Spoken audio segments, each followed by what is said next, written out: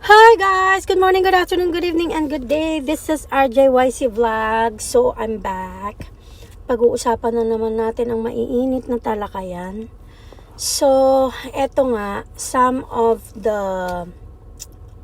mga supporters ng Bangag BBM ay some of them, mga siguro 3 piraso ay nagagalit or whatsoever sa mga post ko. Meron lang po akong gustong sabihin sa inyo. To be honest, ang mga nagsusuporta po sa mga Dutertes, there are not just pro-Dutertes, they are also pro-Filipinos. Kasi kahit na anong gawin natin, kahit ano pang sabihin natin, ang mga pro-Dutertes ay pro-Filipinos because PRRD is the only president na talagang nagmalasakit sa bansang Pilipinas. Kahit na hindi natin aminin yan, kahit na hindi natin tanggapin yan, yan ang katotohanan na pro-Dutertes are pro-Filipinos. Because sa mga nangyayari ngayon, do you think kailangan pa bang maglaban-laban ang mga tao? Hindi ba dapat kailangan magtulungan? Kasi ang mga pinaglalaban naman ng mga vloggers at ang mga tumatayo na magsalita para sa nangyayari ngayon sa bansang Pilipinas, these are for all Filipinos. Kapag ka nagtagumpay ang mga vloggers at ang mga tumatayo sa katotohanan at sa kapayapaan at sa ikauunlad, hindi lang naman mga Dutertes ang uunlad, right? Buong Pilipinas yun, hindi yun napipili.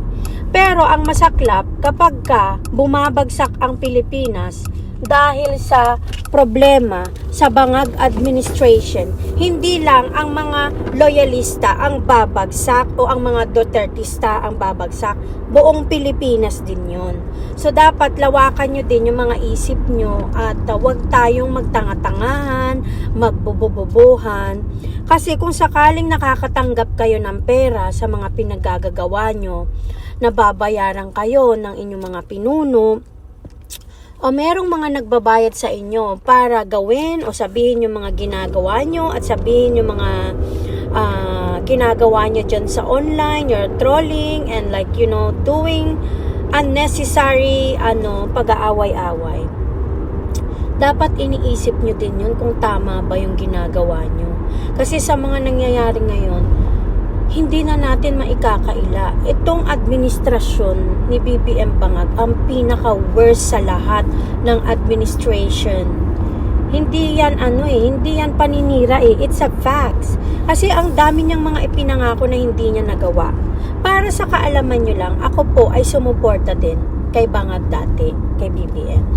I supported him because we supported yung desisyon ni BP Sara na magtandem sa Marcos. So, we technically supported him, kaya isa din ako sa nabudol, FYI. Pero kasi lagi tayong nasa tama lang, di ba? Hindi naman dahil sa Dutertes lang. Nagkataon na ang mga Dutertes yung gumagawa ng tama Ang mga Dutertes yung totoong nagmamalasakit sa mga Filipinos.